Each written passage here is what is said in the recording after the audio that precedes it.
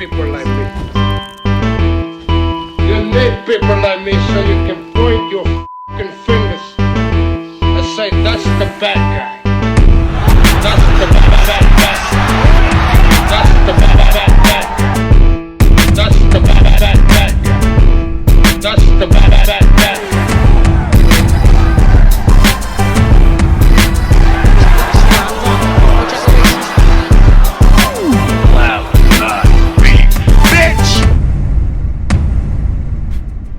Welcome to the motherfucking relay. We're covering today's top boxing news. Okay, and now it's time for our weekend recap. We're going to kick it off with the super bantamweight contest between Ramla Ali and Augustina Rojas. Augustina, who proved to be a tougher, more stubborn customer than I initially anticipated in my prediction video. I was right to assume that at minimum, Ramla could win a decision. But I perhaps did not give Augustina enough credit. She did make Ramla Ali work for it, took the punches and the power well, ate several right hands, and wore them well. Those Argentinian fighters, they're tough. Ramla's best punches were her straight punches, which comes as no surprise, as Ramla has rather generous physical dimensions for a super bantamweight. She's long, loose, and limber, nimble. At her best, mid-range to outside when she can get full extension on those punches. Have enough room to straighten out that arm, have enough room to work. Definitely formidable mid-range to outside, though somewhat vulnerable mid-range to inside. Spots, there were moments where Ramla was perhaps staying in the pocket a little bit too long, admiring her work, and in those moments, Augustina Rojas was able to close the distance, close the gap, perhaps not landing scoring blows, because Ramla would shell up, tighten up that guard, catch Augustina's shots on the arms and gloves,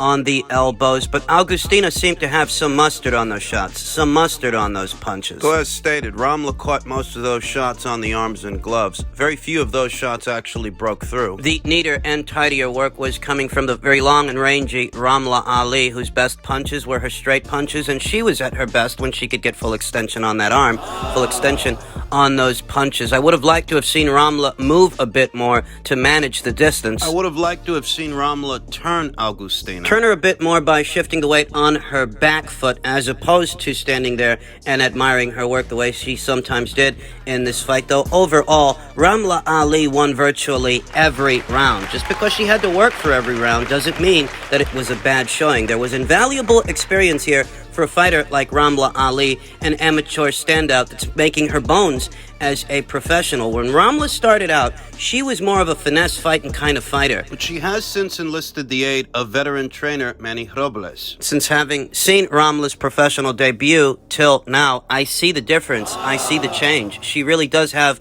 a more pro style now than she did at the start, than she did at the beginning. Ramla Ali, for the most part, handled the pressure from Augustina Rojas well. And that's saying a lot, because your average finesse fighting kind of fighter begins to come apart at the seams once squeezed, once under pressure by a pressure fighter like an Augustina Rojas, where Ramla Ali, for the most part, she controlled the action. She showed off the cleaner, clearer work by alternating between offense and defense, between being the aggressor and being the defender. Don't forget that ahead of this fight, Ramla Ali only had 5 professional bouts, 5 professional contests. She's still developing. And I see the work. I see the progress. I'd like to see Ramla Ali fight at least 2 more times this year, 2 more times before eventually challenging for an alphabet title. As the alphabet champions at this weight, which there are 4 of them, they're more experienced fighters than Ramla, and Ramla's going to need those experiences herself. She's going to need those rounds in the bank, that to which she can draw from ahead of a title fight. Whether you're talking about Sugar Neeks or Sigaline Lafarve or Jamie Mercado or Mayerling Rivas, these are all more experienced, more seasoned fighters and champions than Ramla is. She needs rounds in the bank. But so far, so good. I can't complain. I really do like what I'm seeing. Noticeable hometown support for the Somalian-born, UK-based fighter. My understanding, she sold quite a few tickets, about 700. You could hear the roar from Ramla Ali's supporters as she made her ring walk. If she's making these kinds of waves and ripples now, as a fighter that went into this fight with only 5 professional contests, 5 professional bouts. Just imagine how much that fan base can grow over time, especially over there in the United Kingdom. My evaluation of this fight is that Ramla had to work for the rounds that she won, but she definitely won more rounds. This wasn't a hard fight to score. Not very many thrills and spills, though some slight problem areas, some areas that need working on, though overall, a solid performance, a solid showing over a solid fighter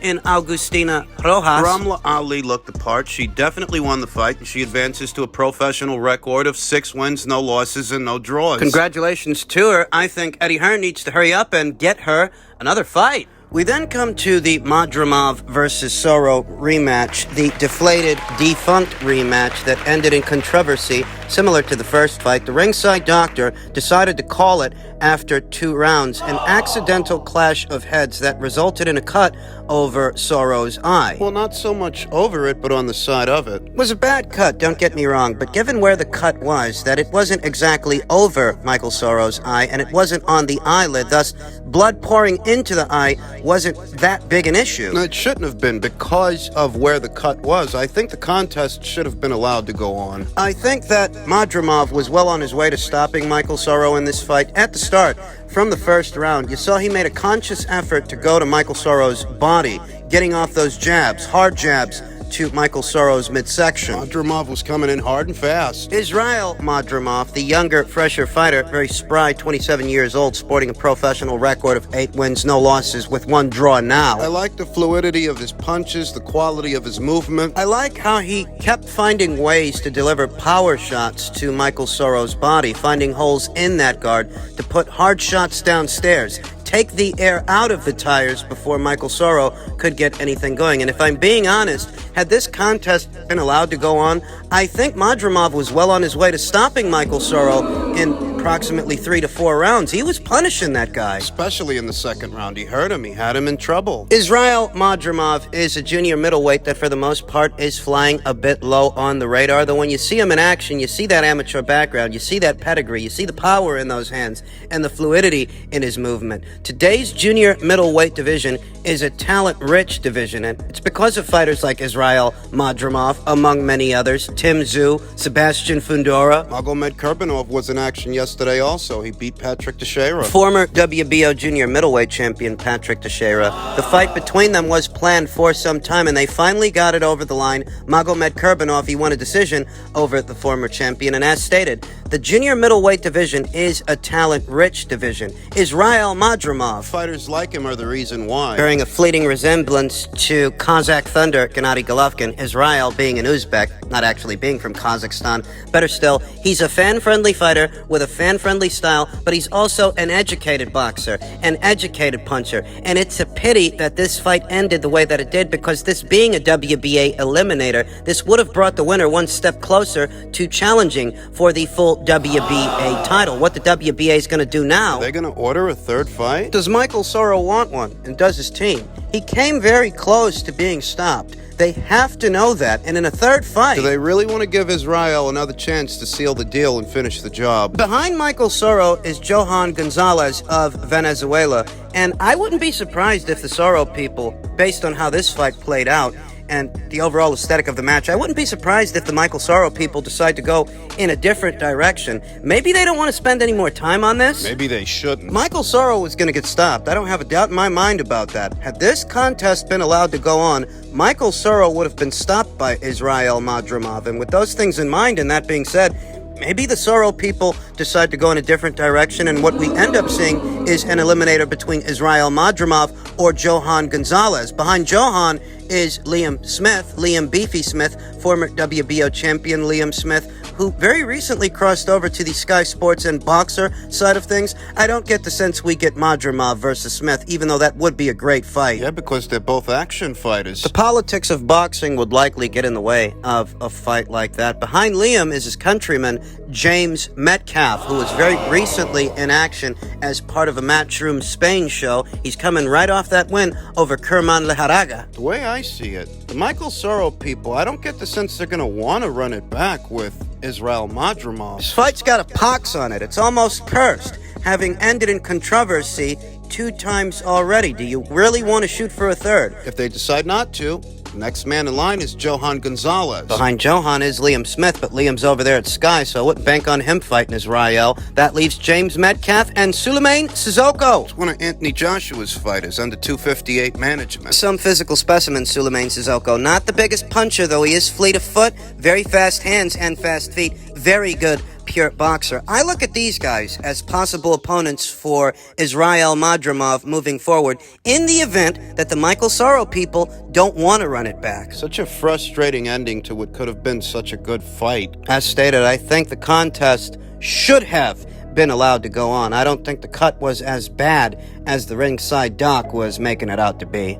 We then come to the main event of that same card, the heavyweight clash, the heavyweight rematch between old buddies Derek Chisora and Kubrat Pulev. A fun-spirited contest that had a better, more pleasing aesthetic than their initial meeting 6 or 7 years ago. I want to say that Derek Chisora stayed in character, as pressure fighters and sluggers often do, and it serviced him here. It serviced him well, because he got off to a fast start and amassed an early lead. I think he banked at least 2 of the first 4 rounds, 2 or 3 of them, going to Kubrat Pulev's body. Kubrat Pulev, he couldn't maintain distance, at least not in the early goings of this fight. Those 41-year-old legs. They say that power is the last thing to go in a fighter, but a fighter's legs are the first, and Pulev couldn't manage the distance against Derek. Derek consistently closed the gap on Kubrat, at which point all Kubrat could do was clinch, tie the guy up, try to smother his work. Kubrat didn't initiate all those clinches, though all the same. They ended up clinching quite a bit in the beginning of this fight. It took for a few rounds to pass before Pulev even got into a groove. Ahead of this fight, I didn't like Derek's chances, not coming off of 3 consecutive back-to-back losses and not getting in there for the second time with a guy who beat a younger version of him. I didn't like Derek's chances, but I have to admit, I was happy to see old Del prove me wrong, and I was happy to see old Del have a decision go his way. He got screwed a couple of times on the cards against Robert Helenius, against Joseph Parker in their first fight. It was nice to see that he didn't get screwed here with Kubrat Pulev. I had him up by a round going into the 12th. Both guys had moments of success, and both guys landed eye-catching shots throughout this 12-round contest, though what you got from Derek was more consistent. He was busier more often than not. It wasn't until he blew some steam and banked some rounds, slowed down a bit, that Kubrat was able to get into this fight. Kubrat landed some rather eye-catching right hands, though what you got from Derek, it really was more consistent. He seemed the busier fighter, the busier puncher, landed some very eye-catching those overhand rights. I don't have any illusions about Derek. I take him for what he is. I don't have any illusions about his win over Kubrat Pulev either.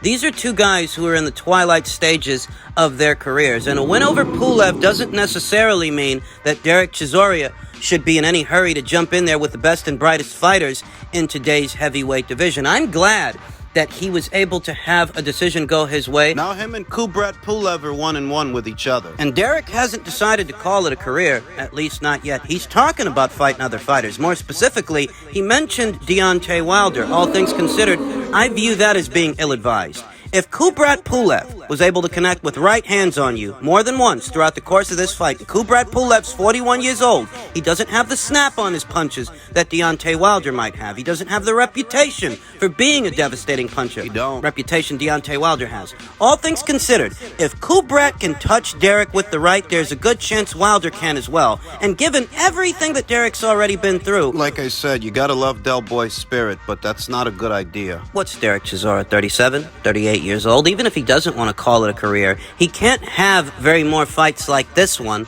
left in him. This was a physically taxing fight, an arduous fight, where both boys had to work for every single round that they banked. Like I said, I had Derek Chisora up by a point going into the 12th. With the 12th, I had him winning this thing by 2 rounds. He's now 1-1 with his old nemesis, Kubrat Pulev, and I don't have any illusions about that. Don't have any illusions about Derek or the outcome of this fight. You might be able to secure a points decision win over a 41-year-old Kubrat Pulev, but that's because you're on even terrain. And look at what he had to go through to secure that points decision win over Kubrat Pulev. I wouldn't mind it at all if Derek Chisora decided to retire off of this, even though I don't think he will. Though if he did... In some ways, it would be a fairy tale ending. We then come to last night's main event on Showtime, the featherweight contest, the featherweight title fight between the then-champion Magsayo and the challenger, former super bantamweight champion Ray Vargas. in a battle of the unbeatens. And I have to say that it was experience and maturity as a fighter that won Ray Vargas this fight. Mark Magsayo is quite the physical specimen, and he packs a big enough punch that he hurt Ray Vargas, by my count, at least 2 to 3 times throughout the course of this fight. Dropped him at least once. But Ray was able to keep his composure because this ain't his first rodeo. I had the fight 6 rounds to 5 at the end of the 11th going into the 12th, and I gave Ray Vargas that 12th round as you saw the cleaner, clearer shots, cleaner, tidier work from Ray Vargas more often than not, whereas Mark Magsayo, he looked like a guy who was just throwing shit at a wall, hoping something sticks. Which is a pity, because he could have won this fight. He actually hurt Ray, had him in big trouble, but he couldn't finish. Couldn't close the show. Mark Magsayo is a great physical specimen, though not much of a boxer. He was headhunting for most of this fight, trying for different variations of the jab right hand, the straight right, the looping right, the chopping right, and that's what you got from Mark. Different variations of the same combination. He spent most of this fight headhunting, didn't target the body. In order to take the very mobile Ray Vargas's legs away, Mark didn't have the ring savvy, the ring IQ to go there. Take some of those shots down to the basement. Slow this guy down, because you know he wants to fight on the go. He wants to fight on the move. That's one of his characteristics as a fighter. But Mark, he's very limited in terms of ring savvy, ring IQ, punches, and punch selection. I had him winning 2 of the first 6 and 3 of the last 6. And bear in mind that there were swing rounds in this fight. By my count, too, I swung both to Mark Magsayo. And even with that and the knockdown, I still had Ray Vargas winning this fight by a point at least. He threw the better punches and the better variety of punches. Some nice body shots downstairs in the first half of the fight, snapping Mark Magsayo's head back in the latter portion of the match, the latter portion of the fight. Mark Magsayo, who was just diving in, fighting in bursts, only letting go of 1 or 2 shots at a time, as opposed to throwing punches in bunches in order to pressure Ray Vargas. Like I said, it was that same jab right hand combination and not much else. It was an aesthetically pleasing fight to watch, entertaining, don't get me wrong, though what really stood out is just how limited Mark Magsayo is. It really facilitates the notion that he just so happened to catch Gary Russell Jr. at the right time, because he's not the boxer that Gary Russell Jr. is, though he is quite the physical specimen. Mark Magsayo has some of the tools and some of the ingredients to really be a force at this weight, in spite of having suffered his first professional loss. But he needs more variety. I'd wager he needs a new corner. This fight pitted legendary trainers Freddie Roach, who trains Mark, and Nacho Beristain, who trains Ray Vargas. This fight pitted those legendary trainers again, and once again, Nacho Beristain had the upper hand. Where have we seen that before? Pacquiao versus Marquez saga. Does that ring a bell? I'm not surprised that Ray Vargas and his experiences as a former champion serviced him well here. Congratulations to him for becoming a 2-division champion. No complaints. It was a fun fight.